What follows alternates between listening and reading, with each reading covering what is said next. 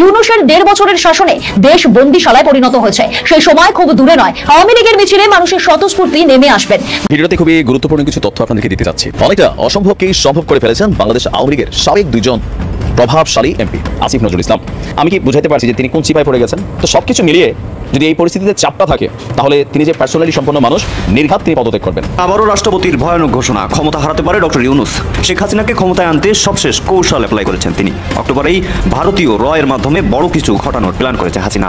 1.5 মাস ধরে কেন তিনি চুপ করেছিলেন, আর কেনই বা 1.5 মাস পরে এসে তিনি ক্ষোভ জানাতে শুরু করছেন? নিশ্চয়ই কারণ ছাড়া কোনো কাজ হয় না।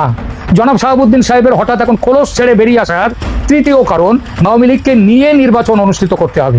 এমনকি আমেরিকাকেও বাধ্য হয়ে সায় দিতে হচ্ছে এই মতে। কিন্তু মুখ দেখাতে পারে না। আসিফ নজরুলের বিচির মধ্যে কামড় দিয়ে বসে বসে আসিফ নজরুল যা বলবে সেটা শুনবেন, খুব বেশি দিন কিন্তু সহ্য করবো না। খুব ভালোবাসি, খুব স্নেহ করি। আসিফ নজরুল প্রফেসর ইউনূসের যে মন্তব্য, সেই মন্তব্যের একেবারে উল্টা মন্তব্য করলেন। এই মুহূর্তে সরকারের মধ্যে ক্ষমতাশালী কে, প্রফেসর ইউনূস নাকি তার উপদেষ্টা পরিষদের অন্যান্য সদস্যরা, নাকি তার প্রেস সেক্রেটারি? কে বেশি ক্ষমতাশালী? প্রফেসর ইউনূস কি সরকারের মধ্যে তার কার্যকারিতা হারিয়ে ফেলেছেন? প্রিয় দর্শক, এই মাত্র পাওয়া সর্বশেষ গরম বাংলা সংবাদ। যে কোনো সময় যমুনা ঘেরাওয়ের ডাক আসতে চলেছে, এমনই এক মন্তব্য করলেন আওয়ামী লীগের এক প্রভাবশালী নেতা। তো দর্শক, ভিডিওর প্রথমে বিশেষ অংশ দেখে হয়তোবা বুঝতে পেরেছেন ভিডিওটি অত্যন্ত গুরুত্বপূর্ণ হতে চলেছে। চলুন বিস্তারিতভাবে স্ক্রিনের মাধ্যমে দেখে আসি। সম্প্রতি কলকাতার আনন্দবাজার পত্রিকা একটি খবর প্রকাশ করেছে। প্রকাশিত খবরে বলা হয়েছে, নিষিদ্ধ ঘোষিত হওয়ার 4 মাস পরে শেখ হাসিনার দল আওয়ামী লীগ প্রবল উদ্যমে দেশ জুড়ে প্রতিবাদকে তুঙ্গ পর্যায়ে নিয়ে যাওয়ার কাজ চালিয়ে যাচ্ছে। রাজনৈতিক বিশ্লেষকদের একটা বড় অংশের মতে, দিন দিন আওয়ামী লীগের মিছিলের দৈর্ঘ্য যেভাবে বাড়ছে, তাতে দলের নেতা উৎসাহিত হতে পারেন। আগামী দিনে আরো বড় আন্দোলনের চিন্তা ভাবনা করছেন আওয়ামী লীগ নেতৃত্ব। দলীয় সূত্রে খবর, মোহাম্মদ ইউনূস জমানায় রীতিমতো স্ট্রিম রোলার চালানো হচ্ছে। কিন্তু এত কিছুর পরেও নেতাকর্মীদের দলের প্রতি আনুগত্য কিছু কমেনি। তার মূল কারণ সাধারণ মানুষের সমর্থন। নাম প্রকাশে অনিচ্ছুক দলের এক নেতা জানিয়েছেন, আগে আওয়ামী লীগের নাম শুনলেই লোকে গালিগালাজ করত। সেই পরিস্থিতি পুরোটাই পাল্টে গিয়েছে। মব সন্ত্রাস থেকে তোলাবাজির রাজত্ব কায়েম হয়েছে। মানুষ দিশেহারা, আর আমরা সেই সুযোগটা কাজে লাগাচ্ছি। দলের প্রেসিডিয়াম সদস্য জাহাঙ্গীর কবির নানক বলেন, মিছিল আরো বাড়বে, প্রতিদিন বিক্ষোভ মিছিল হবে। যে অনাচার বাংলাদেশে চলছে তার অবসান গণতান্ত্রিক পদ্ধতিতে হবে। আওয়ামী লীগ সূত্রের খবর, আগামী দিন মার্চ টু যমুনার ডাক দেয়া হবে কিনা সে ব্যাপারেও চিন্তা ভাবনা করছেন দলীয় নেতৃত্ব। দলের যুগ্ম সাধারণ সম্পাদক বাহাউদ্দিন নাছিমের কথায়, সত্যকে কোনোভাবেই ধামা চাপা দেওয়া যাবে না। প্রতিদিনের অভিজ্ঞতা থেকে মানুষ বুঝতে পারছেন শেখ হাসিনার জামানা কতটা ভালো ছিল। তাই আগামী দিনের মিছিলের সংখ্যা বাড়বে তার বহরও। আওয়ামী লীগ নেতৃত্বের দাবি, নিত্য প্রয়োজনীয় জিনিসের দাম আকাশ ছোঁয়া। দেশের আইন শৃঙ্খলা পরিস্থিতি কার্যত ভেঙে পড়েছে। শিক্ষাক্ষেত্রে নৈরাজ্য, সব মিলিয়ে মানুষের মধ্যে অসন্তোষ তীব্র থেকে তীব্রতর হচ্ছে। তার বহিঃপ্রকাশ দেখা যাচ্ছে মিছিলগুলিতে। ঢাকা থেকে চট্টগ্রাম সর্বত্রই আওয়ামী লীগের মিছিলগুলির আকার বাড়ছে। দলের নেতাদের দাবি, 24 সেপ্টেম্বর ঢাকায় যে বিক্ষোভ মিছিল হয়েছে তার বহরে রীতিমতো অবাক হতে হয়। পত্রিকা আরো লিখেছে, দেশের মাটিতে যেমন ইউনূস বিরোধী বিক্ষোভ চলছে, বিদেশের মাটিতেও তা অব্যাহত রেখেছে আওয়ামী লীগ। ইউরোপীয় আওয়ামী লীগের সভাপতি নজরুল ইসলামের কথায়, ইউনূসের 1.5 বছরের শাসনে দেশ বন্দিশালায় পরিণত হয়েছে। সেই সময় খুব দূরে নয়, আওয়ামী লীগের মিছিলে মানুষের স্বতঃস্ফূর্তি নেমে আসবেন। গণ অভ্যুত্থানের মাধ্যমে ইউনূসের পতন ঘটাবে সাধারণ মানুষ। এটাই হবে, এটা হওয়ারই কথা ছিল। কারণ বাংলাদেশের মানুষ ইউনূস সরকারের অত্যাচারে বিদীর্ণ। বেশি কিছু নিয়ে লেখার দরকার নেই, সামান্য একটা লাউয়ের দাম 80 টাকা, তাহলে ধরে নেওয়া যেতে পারে বাকি শাকসবজি, মাছ, এক কথায় নিত্য প্রয়োজনীয় জিনিসের দাম কোথায় গিয়ে পৌঁছেছে। ডলারের তুলনায় টাকার দাম পড়ছে। মুদ্রাস্ফীতি লাগাম ছাড়া। চালের দর 100 টাকা ছাড়িয়ে গিয়েছে। মজুতদারদের অত্যাচারে দেশের মানুষের পাগল পাগল দশা। গণ অভ্যুত্থানের মধ্য দিয়ে দেশবাসী যে সরকারকে ক্ষমতায় বসিয়েছিল, সেই সরকারের থেকেই তারা অনেক কিছু আশা করেছিল। কিন্তু তদারকি সরকার ন্যূনতম তাদের দিতে পারেনি, উল্টে দেশকে কাদের কিনারায় নিয়ে গিয়েছে। আর যেটা করেছে সেটা হলো ভারত বিরোধিতা। ভারত বিরোধিতা করতে গিয়ে তারা উল্টে গালে চড় খেয়েছে। মানুষ এখন চাইছে তদারকি সরকারের বিদায় আসন্ন, সেটা আজ হোক বা কাল। আওয়ামী লীগের কার্যক্রমের উপর নিষেধাজ্ঞা যে কোনো সময় তুলে নেওয়া হতে পারে। কেউ কেউ অধ্যাপক ইউনূসকে 50 বছর ক্ষমতায় দেখতে চায়। দিনভর এমন বেশ কিছু শিরোনামের খবর আপনাদের চোখে পড়েছে। জিটিও সাংবাদিক মেহেদী হাসানকে নিউ ইয়র্কে বসে দেওয়া অধ্যাপক ইউনূসের একটি সাক্ষাৎকারের বরাতে এসব খবর প্রকাশিত হয়েছে। তবে সেই সাক্ষাৎকারটির পুরো ভার্সনে আরো চমকপ্রদ তথ্য আছে, যেগুলো শুনলে আপনার মধ্যে নতুন চিন্তার উদ্রেক হতে পারে। সেই সাক্ষাৎকারটি পুরো ভার্সন শুনতে পারবেন মেহেদী আনফিল্টার্ড নামে পডকাস্টটিতে, যার জন্য আপনাকে জিটিও সাবস্ক্রাইব করতে হবে। বাংলাদেশের বেশিরভাগ গণমাধ্যমে ছাপা হওয়া তথ্যগুলো মূলত এর প্রিভিউ ভার্সনের অনুবাদ। আমরা পুরো অডিওটি হাতে পেয়েছি। এই সাক্ষাৎকারটিতে শুধু নির্বাচন বা শেখ হাসিনা কিংবা আওয়ামী লীগকে নয়, আরো অনেক বিষয়ে কথা বলেছেন সাংবাদিক মেহেদী হাসান। যেমন কতদিন ক্ষমতায় থাকবেন অধ্যাপক ইউনূস, ভারত বিরোধী মনোভাব, সেনাপ্রধান ও কিংস পার্টি এনসিপি, সংখ্যালঘু নির্যাতন, এমন অনেক বিষয়ে বেশ কাঠখোট্টা প্রশ্ন করেছেন সাংবাদিক মেহেদী হাসান। আমাদের বিশ্লেষণ হলো অধ্যাপক ইউনূস তার জবাবে বেশ কয়েকটি অসত্য ও বিভ্রান্তিকর তথ্য হাজির করেছেন। নির্বাহী আদেশে আওয়ামী লীগকে নিষিদ্ধ করলেও আওয়ামী লীগ কেন নির্বাচন করতে পারবে না তার দায় চাপিয়েছেন নির্বাচন কমিশনের উপর। যুক্তরাষ্ট্রের প্রেসিডেন্ট ট্রাম্পও বাংলাদেশের সংখ্যালঘু নির্যাতন নিয়ে কথা বললেও সংখ্যালঘু নির্যাতনের ঘটনাগুলো স্বীকারই করতে রাজি নন শান্তিতে নোবেল বিজয়ী। করিডোর নিয়ে সেনাপ্রধানের বক্তব্য ঠিক নয় দাবি করেছেন। বলেছেন নির্বাচন সেনাপ্রধানের উদ্বেগের বিষয় নয়, বরাবরের মতো অনেক অভিযোগকে তিনি ভুয়া খবর বলে উড়িয়ে দিয়েছেন। তবে আমাদের বিশ্লেষণে অধ্যাপক ইউনূসের প্রায় ৩৫ মিনিটের এই সাক্ষাৎকারে ৩টি বিষয়ে তার বক্তব্য খুবই তাৎপর্যপূর্ণ। প্রথমত, শেখ হাসিনা ফিরতে পারেন আর তার ফেরার ক্ষেত্রে বাহ্যিক কিছু শক্তি সাহায্য করবে, এমন আতঙ্কে সব সময় চিন্তায় থাকেন অধ্যাপক ইউনূস ও তার সরকার। দ্বিতীয়ত, তার বহুল কাঙ্ক্ষিত এনসিপিকে নিয়ে তিনি এখন আর কথা বলতে চান না। যে দলটি গঠনের জন্য তিনি নিজেই ছাত্রদের পরামর্শ দিয়েছেন, মাত্র কয়েক মাসের ব্যবধানে সেই দল ও দলটির ভবিষ্যৎ নিয়ে মাথা ব্যথা নেই অধ্যাপক ইউনূসের। তৃতীয়ত, অধ্যাপক ইউনূস ফেব্রুয়ারির প্রথমার্ধে নির্বাচন দেওয়ার কথা বারবার বললেও তিনি স্পষ্ট করেছেন ফেব্রুয়ারি নয়, নির্বাচিত সরকার না আসা পর্যন্ত তিনি ক্ষমতায় থাকছেন। শুরুতে উপস্থাপক অধ্যাপক ইউনূসের কাছে সেই দিনটির কথা জানতে চান, যেদিন মানে গত বছরের 5ই আগস্ট, যখন শেখ হাসিনা পদত্যাগ করেন এবং ভারতে চলে যান। তখন অধ্যাপক ইউনূসের প্রতিক্রিয়া কেমন ছিল তা জানতে চান উপস্থাপক। জিজ্ঞেস করেন ভয়, আশা, ধাক্কা না উত্তেজনা কোনটি তিনি অনুভব করেছিলেন। ডক্টর ইউনূস জানালেন উত্তেজনাই অনুভব করেছিলেন, কারণ তার কাছে এটি ছিল চমৎকার খবর। অধ্যাপক ইউনূস দাবি করেন এটি ছিল অপ্রত্যাশিত খবর। শেখ হাসিনার পতনের আগে কি ঘটেছিল সেসব কিছুই তিনি জানতেন না। উপস্থাপক যখন জিজ্ঞাসা করেন আপনি একজন অরাজনীতিবিদ, একজন অর্থনীতিবিদ যিনি তার 80-এর কোঠায়, কেন ছাত্ররা আপনাকে এই অন্তর্বর্তী সরকার প্রধান উপদেষ্টা হিসেবে বেছে নিয়েছিল, সে প্রশ্নের উত্তরের এক পর্যায়ে তিনি দাবি করেন ছাত্রদের সাথে আগে তার কোনো কথোপকথন হয়নি, বরং শেখ হাসিনা চলে যাওয়ার পর 3 দিন ধরে 3 দফা আলোচনার পর তিনি দায়িত্ব নিতে রাজি হয়েছিলেন।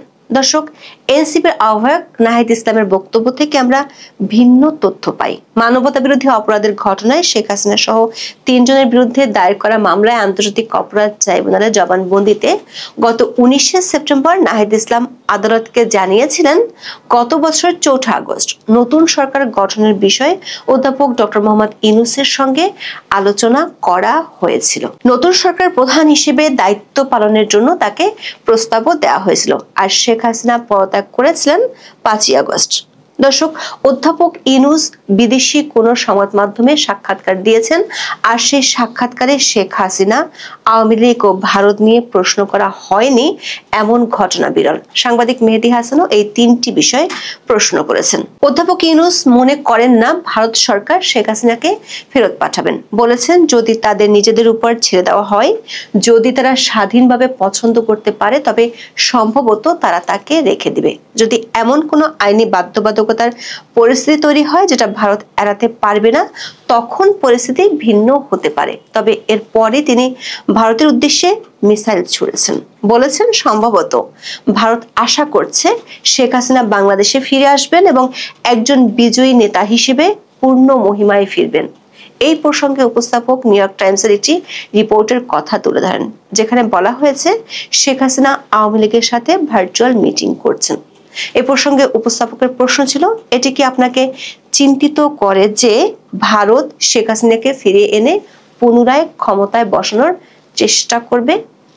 এমন প্রশ্নের জবাবে অধ্যাপক ইউনূস বেশ কৌশলী জবাব দেন। বলেন, আমি ঠিক এই শব্দগুলোতে বলবো না, কিন্তু এই সম্ভাবনা আছে যে কিছু বাহ্যিক শক্তি তাকে বাংলাদেশে ফিরে আসার জন্য সমর্থন করবে। এই বাহ্যিক শক্তিগুলো নিয়ে যে তিনি ও তার সরকার সবসময় চিন্তিত থাকেন, সেটি অবশ্য অকপটে স্বীকার করেছেন অধ্যাপক ইউনূস। দর্শক, শেখ হাসিনাকে ফেরাতে বাহ্যিক কিছু শক্তি কাজ করছে এবং সেটি নিয়ে অধ্যাপক ইউনূস ও তার সরকার চিন্তিত, এমন বক্তব্য গত 1 বছরে ডক্টর ইউনূসের কোনো সাক্ষাৎকারে পাওয়া যায়নি। শুধু শেখ হাসিনা নয়, হাসিনা আমলের উন্নয়নকেও স্বীকার করতে চান না অধ্যাপক ইউনূস। সাংবাদিক মেহেদী হাসান অন্তর্বর্তী সরকার আমলে অর্থনীতির দুরবস্থার প্রসঙ্গ তুলে ধরেন। জিজ্ঞেস করেন, বাংলাদেশের অর্থনীতি অনেকে বলছেন প্রবৃদ্ধি মন্থর হচ্ছে, হাসিনার অধীনে যতটা ভালো ছিল ততটা ভালো করছে না। অধ্যাপক ইউনূস স্পষ্ট বলেছেন, বাংলাদেশের অর্থনীতিতে হাসিনার অধীনে যে সমস্ত তথ্য পেয়েছেন তা সবই মিথ্যা, তৈরি করা। উপস্থাপক পাল্টা প্রশ্ন করেন, এজন্য আপনি বিশ্বাস করেন না যে গত 1 দশক ধরে অর্থনীতির উন্নতি হচ্ছে? অধ্যাপক ইউনূসের সরাসরি জবাব, তিনি বিশ্বাস করেন না। উপস্থাপককেও পরামর্শ দেন যেন তিনিও গ্রহণ না করেন। দর্শক, অধ্যাপক ইউনূসের কথা যদি সত্যি হয় তাহলে ধরে নিতে হবে ওয়ার্ল্ড ব্যাংক, IMF এর মতো আন্তর্জাতিক সংস্থাগুলোর তথ্য মিথ্যা। 2009 সাল থেকে 2024 সালের মধ্যে বাংলাদেশের মাথাপিছু জিডিপির বাড়ার তথ্য জলজল করছে ওয়ার্ল্ড ব্যাংকের ওয়েবসাইটে। শুধু বাড়েনি, ব্যাপক হারে বেড়েছিল। বাংলাদেশ 2015 সালে নিম্ন মধ্যম আয়ের দেশে উন্নীত হয় এবং স্বল্পোন্নত দেশ বা LDCর তালিকা থেকে উত্তরণের প্রস্তুতি নিচ্ছিল। IMF এর তথ্য অনুযায়ী জিডিপি প্রবৃদ্ধির হার 2023 সালে 5.78%, আর শেখ হাসিনার পতনের পর সেটি হয়ে যায় 4.2%। সাংবাদিক মেহেদী হাসান আওয়ামী লীগের কার্যক্রম নিষিদ্ধ করার বিষয়ে যৌক্তিকতা নিয়ে অধ্যাপক ইউনূসকে প্রশ্ন করেন। তিনি প্রসঙ্গক্রমে অর্থনীতিতে নোবেল বিজয়ী অমর্ত্য সেনের সমালোচনার কথা তুলে ধরেন। দর্শক, গত মার্চে প্রেস ট্রাস্ট অফ ইন্ডিয়া বা PTI কে দেয়া এক সাক্ষাৎকারে অমর্ত্য সেন আওয়ামী লীগকে নিষিদ্ধের ব্যাপারে সতর্ক করে বলেছিলেন, এই ধরনের পদক্ষেপের ফলে অন্যান্য দলগুলো আওয়ামী সরকারকে যে ভুলের জন্য অভিযুক্ত করেছে তার পুনরাবৃত্তি ঘটবে। এর জবাবে অধ্যাপক ইউনূস অমর্ত্য সেনের সমালোচনাটি ভুল বলে মন্তব্য করেছেন। তিনি বলেন, আওয়ামী লীগকে নিষিদ্ধ করা হয়নি, এমনকি নিবন্ধনও স্থগিত করা হয়নি, শুধু কার্যক্রম স্থগিত করা হয়েছে, যার অর্থ হলো দলটি কোনো রাজনৈতিক কার্যকলাপ করতে পারবে না। দর্শক, কার্যক্রম নিষিদ্ধ থাকার কারণে বাংলাদেশের নির্বাচন কমিশন গত মে মাসে জানিয়ে দিয়েছিল আওয়ামী লীগ আর নির্বাচনে অংশগ্রহণের সুযোগ পাচ্ছে না। দলটির রাজনৈতিক কার্যক্রম নিষিদ্ধ এবং নির্বাচন কমিশনের নিবন্ধন স্থগিত রয়েছে। এ কারণে দলটি বর্তমানে নির্বাচনে অংশ নিতে পারবে না। অথচ অধ্যাপক ইউনূস সাক্ষাৎকারে বললেন ভিন্ন কথা। দলের কার্যক্রম নিষিদ্ধ থাকলে একটি দল কিভাবে থাকে, এই সমীকরণ মিলছিল না উপস্থাপক মেহেদী হাসানের কাছে। তাই তিনি জিজ্ঞেস করেন, দল হিসেবে কি আওয়ামী লীগ এখনো আছে? উত্তরে অধ্যাপক ইউনূস দাবি করেন, আওয়ামী লীগ দল হিসেবে এখনো আছে, কিন্তু আপাতত কার্যক্রম স্থগিত করা হয়েছে। এমনকি আওয়ামী লীগের নিষেধাজ্ঞা যে কোনো সময় তুলে দেওয়ার সম্ভাবনার কথাও জানান। বলেন, যে কোনো সময় এই নিষেধাজ্ঞা তুলে দেওয়া যেতে পারে। বিষয়টি আরো পরিষ্কার হওয়ার জন্য সাংবাদিক মেহেদী হাসান জিজ্ঞেস করেন, স্থগিতাদেশ তুলে নেওয়া যেতে পারে, এটা একটা সম্ভাবনা, কিন্তু তারা নির্বাচনে অংশ নিতে পারবে না। নির্বাচনে অংশগ্রহণ থেকে একদল লোককে নিষিদ্ধ করা কিভাবে গণতান্ত্রিক হতে পারে? এমন প্রশ্ন অধ্যাপক ইউনূস তার আগের কূটনৈতিক ও প্যাঁচ কষা জবাব থেকে সরে এসে দায়ভার চাপান নির্বাচন কমিশনের উপর। বলেন, এটা নির্বাচন কমিশন সিদ্ধান্ত নিয়েছে, তারা পার্টির সম্ভাবনা এবং বৈশিষ্ট্য দেখেছে যা পুরো নির্বাচনে ব্যাঘাত ঘটাবে। অথচ নির্বাচন কমিশন একাধিকবার বলেছে সরকার নির্বাহী আদেশে কার্যক্রম নিষিদ্ধ করায় দলটির নিবন্ধন ও প্রতীক স্থগিত করা হয়েছে। বাংলাদেশের ইতিহাসের সবচেয়ে পুরাতন দল আওয়ামী লীগ। উপস্থাপকের মনে আশা ছিল দলটির যে লাখ লাখ সমর্থক বাংলাদেশে আছে সেটি নিশ্চয়ই অধ্যাপক ইউনূস অস্বীকার করবেন না, কিন্তু অধ্যাপক ইউনূস লক্ষ লক্ষ বলতে নারাজ। তবে এ প্রসঙ্গে অধ্যাপক ইউনূস যে উত্তর দিয়েছেন সেটি বোঝার সক্ষমতা কোনো ভাষাবিদেরই নেই। একবার বলেছেন বাংলাদেশে আওয়ামী লীগের সমর্থক গোষ্ঠী আছে, পরক্ষণেই বলছেন তাদের কোনো সমর্থন নেই, কারণ আওয়ামী লীগের যারা সমর্থক তাদের কোনো আওয়াজ নেই। অথচ গত 1 মাসে বাংলাদেশের গণমাধ্যমগুলোতে প্রতিদিনই শিরোনাম হচ্ছে আওয়ামী লীগ ও অঙ্গ সংগঠনগুলোর মিছিলের খবর। গত 1 বছরে দলটির 44,000 নেতাকর্মীকে গ্রেপ্তার করা হয়েছে। আওয়ামী লীগের সমর্থক গোষ্ঠী নেই দাবি করা অধ্যাপক ইউনূস পরক্ষণেই জানালেন আওয়ামী লীগের ভোটার থাকার কথা। বলেছেন তারা ভোটার হিসেবে ভোট দিতে পারে, তারা বৈধ ভোটার, তবে অনেক প্রতিযোগী আছে, তারা তাদের নিজেদের বেছে নেবে, শুধু লেভেল থাকবে না, যার অর্থ হলো আওয়ামী লীগ নির্বাচনে থাকবে না। কেন আওয়ামী লীগ নির্বাচনে থাকবে না এর কারণ হিসেবে অধ্যাপক ইউনূস যুক্তি দিয়েছেন দলটি একটি রাজনৈতিক দল হিসেবে আচরণ করছে না। সাংবাদিক মেহেদী হাসান নির্বাচন নিয়ে বেশ কিছু কড়া প্রশ্ন করেছেন। বিশেষ করে নির্বাচন এত দেরিতে হচ্ছে কেন সেই প্রশ্নে তিনি ছিলেন নাছোড়বান্দা। কিছুদিন আগে ঘটে যাওয়া অভ্যুত্থানের পর নেপালের অন্তর্বর্তী সরকার প্রধান সুশীলা কার্কি মাত্র 6 মাসের মধ্যে নির্বাচন করার প্রতিশ্রুতি দিয়েছেন। সে রেফারেন্স টেনে উপস্থাপকের প্রশ্ন ছিল কেন বাংলাদেশে নির্বাচন হতে 18 মাস লাগবে।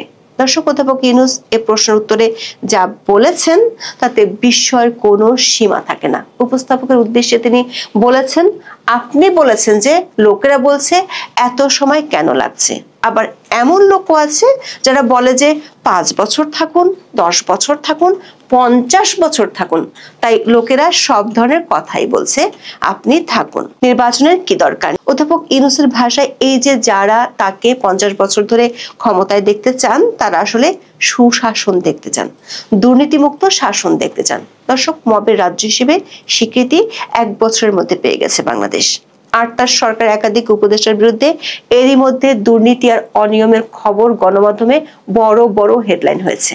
আর নিয়োগকর্তাদের চাঁদাবাজের খবর এখন বেশ গা সওয়া হয়ে গেছে।